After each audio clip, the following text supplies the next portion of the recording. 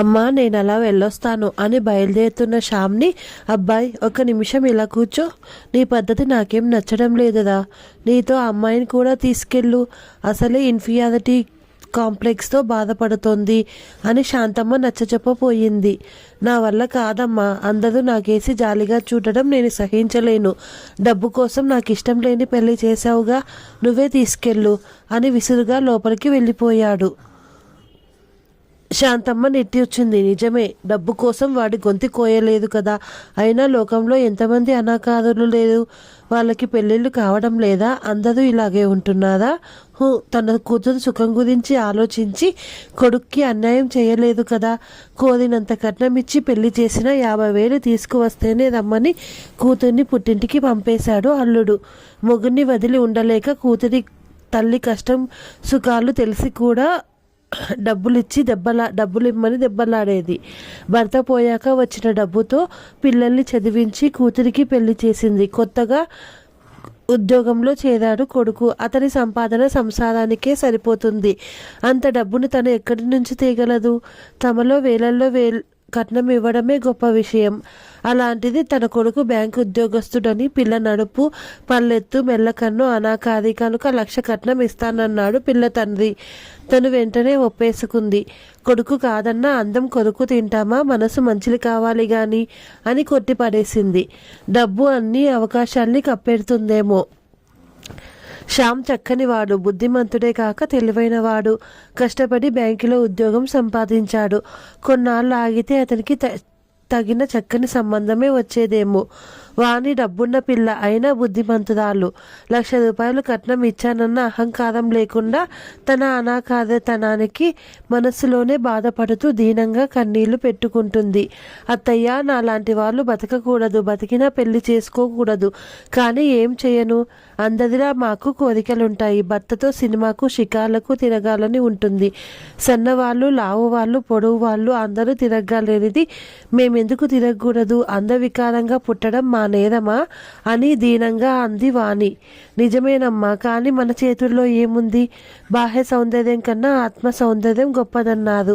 చూద్దాం, కొన్నాళ్ళకి నీ మంచితనం సహనం చూసి వాడు మారతాడేమో. ఈలోగా నువ్వు తొందరపడి తప్పుడు నిర్ణయాలు తీసుకోకు. పద, మనిద్దరం అలా బజారుకు వెళ్ళి సరుకులు తెచ్చుకుందాం అని బయలుదేరింది కాంతమ్మ.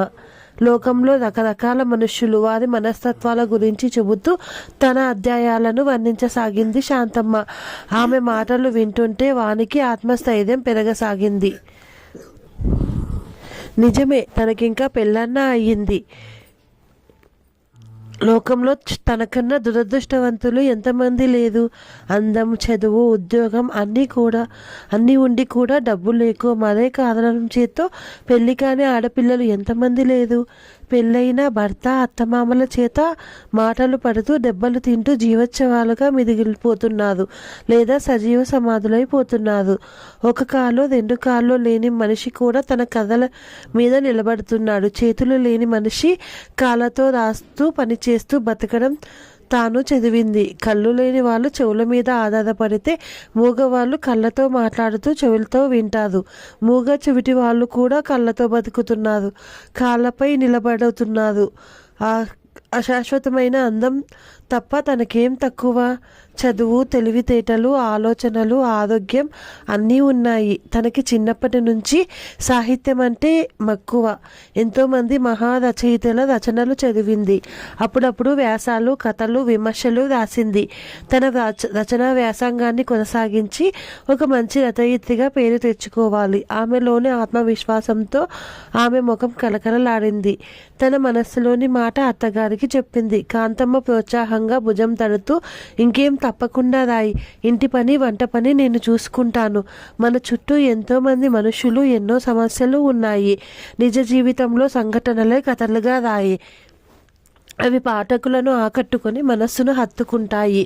శ్యామ్ ఎప్పటికైనా మారతాడన్న నమ్మకం నాకుంది అంది ఉత్సాహంగా నవ్వుతూ. వానికి ఇప్పుడు భర్త తనను పట్టించుకోవడం లేదన్న చింత లేదు. తనేదో తక్కువన్న ఇన్ఫీరియారిటీ కాంప్లెక్స్ లేదు. తనకి వ్యక్తిత్వం ఉంది. ఒకరిపై పడవలసిన అవసరమూ లేదు. లైబ్రరీకి వెళ్ళి పుస్తకాలు తెచ్చుకోవడం, తన మనస్సులో మెదిలే భావాలను కాగితంపై పెట్టడం. త్వరలోనే ఒక రచయిత్రిగా గుర్తింపు వచ్చింది. ఆమె రాసే రచనలు, నవలలు అన్ని వార మాస పత్రికల్లో సీరియల్స్గా వస్తున్నాయి. అభిమానులు పెరిగిపోయారు. వాళ్ళకి సమాధానాలు రాయడానికి తీరిక లేక ఒక్కొక్కసారి ఆ పని కూడా అత్తగారికి అప్పచెపుతోంది. వాణి తన మొదటి సంపాదనతో తనకి జన్మనిచ్చిన తల్లి కన్నా ఎక్కువ అయిన జీవితాన్ని ఇచ్చిన అత్తగారికి ఒక మంచి చీర కొనింది. తర్వాత భర్తకి ఇంపార్టెంట్ వాచ్ ప్రజెంట్ చేసింది. వాణి తన ఫోటో ఎక్కడా రాకుండా జాగ్రత్త పడింది. కొన్ని కళా సంస్థలు సన్మానం చేస్తానని, బిరుదులు ఇస్తామని వచ్చినా తిరస్కరించింది. తనను అందరూ వేలెత్తి చూపడం ఇష్టం లేక ఒక అనామకురాలిగానే మిగిలిపోవాలనుకుంది. శ్యామ్ కూడా భార్య తనని వేధించకుండా సాహిత్యంలో మంచి పేరు తెచ్చుకుందందుకు సంతోషించాడు. కానీ ఆమెను తన వెంట సినిమాలకి, షికార్లకి తీసుకెళ్లేవాడు కాదు. అతడు ఎప్పుడు వచ్చినా ఇంట్లో తల్లి, భార్య ప్రశ్నించకపోవడంతో శ్రావ్యతో ఎక్కువసేపు గడపడానికి అవకాశం వచ్చింది. శ్రావ్య, శ్యామ్ ఒకప్పటి కాలేజీ ఫ్రెండ్స్. ఆమె సాధారణ కుటుంబం నుంచి వచ్చింది. సినిమాలు, షికార్లు, తనకిష్టమైన వస్తువులు, తనకి తీరని కోరికలన్నీ తీర్చడానికి శ్యామ్ని నిచ్చెనగా వాడుకుంది. శ్యామ్ ఆమెని పెళ్లి చేసుకోవాలనుకున్న డబ్బు కోసం తల్లి మరో పెళ్లి చేసింది. శ్యామ్, నా పెళ్లి ఇదిగో వెడ్డింగ్ కార్డ్ అని ఇచ్చింది శ్రావ్య. అదేంటి, ఎప్పటికైనా మన ఇద్దరి పెళ్ళి అని అతని మాట పూర్తి కాకుండానే పక్కున నవ్వింది శ్రావ్య. అని నువ్వు అనుకుంటే నీకమ్మా, నేనెప్పుడూ అనలేదే. అందుకే నువ్వు పెళ్లి చేసుకున్నా నేనేమీ అనలేదు. అయినా రెండో పెళ్లి వాడిని చేసుకునే కర్మ నాకేంటి? ఏదో టైంపాస్ కోసం నీతో తిరిగాను. నా అందాన్ని చూసి ఓ పెద్ద ఆఫీసర్ కట్నం తీసుకోకుండా పెళ్లి చేసుకుంటానన్నాడు. బై ఆ మెల్లకంటి దానితో నీకు సరిపడకపోతే విడాకులు ఇచ్చేసి శుభ్రంగా మళ్ళీ కట్నం తీసుకొని మళ్ళీ పెళ్లి చేసుకో. పాపం నిన్ను చూస్తే జాలేస్తుంది. ఎన్నాళ్ళు ఇలా ఉంటావు? ఏ సుఖానికి నోచుకోకుండా పెళ్లికి తప్పకుండా వస్తావు కదూ. రాలేకపోయినా ఏమీ అనుకోనులే. గుడ్ బై అతిశయంగా అంటూ వెళ్ళిపోయింది శ్రావ్య. శ్యామ్ కోపంతో శుభలేఖను అక్కడే చింపేశాడు. పార్కులోనే చాలాసేపు అక్కడే కూర్చుండిపోయాడు. పది విధాలుగా ఆలోచించి మదనపడి ఒక నిర్ణయానికి వచ్చిన వాడిలా తిరిగి ఇంటికి వచ్చాడు. వాణి ఎప్పుడు తనని పేరు పిలవడం కాదు కదా. కనీసం పలకరించిన భర్త పిలుపు వానికి శ్రావ్యమైన వీణానందంలా వినిపించింది. ఇన్నాళ్ళు నిన్ను బాధ పెట్టాను కదా, సారీ అన్నాడు. పర్వాలేదు, మీరు ఎప్పటికైనా మారతారని, నా వాద అవుతారని నమ్మకం ఉంది.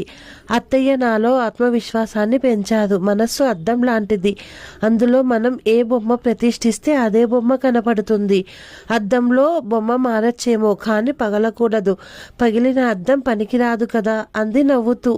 ఆమె అందంగా లేకపోయినా ఆమె నవ్వు నిష్కల్మషంగా అందంగా కనిపించింది శ్యామ్కి ఇన్నాళ్లకు. నువ్వు రచయిత్రివని తెలుసు, కానీ నాకు అర్థం కాని మాటలతో నన్ను బలి చెయ్యకు అన్నాడు ప్రేమగా దగ్గరకు తీసుకొని. వాణి కిలకిలా నవ్వుతుంటే ఇన్నాళ్ళకి తన ఇంట్లో నవ్వుల పువ్వుల గుబాలింపేమిటని మురిసిపోతూ అక్కడికి వచ్చింది శాంతమ్మ. వాళ్ళిద్దరినీ అలా దగ్గరగా చూస్తూ కట్నం కోసం తన కొడుకు జీవితాన్ని, సుఖాన్ని కాక మరో ఆడపిల్ల జీవితాన్ని నాశనం చేశానని ఇన్నాళ్ళు బాధపడిన శాంతమ్మ తృప్తిగా నిట్టూర్చింది. మీరిద్దరూ కలకాలం ఇలాగే సుఖంగా ఉండాలని దీవిస్తున్నాను. రేపు పౌర్ణమి, సత్యనారాయణ స్వామి వ్రతం చేయండి. ఓ అమ్మాయినో అబ్బాయినో కనండి చాలు అంది ఆశీర్వదిస్తూ. Thank you for watching.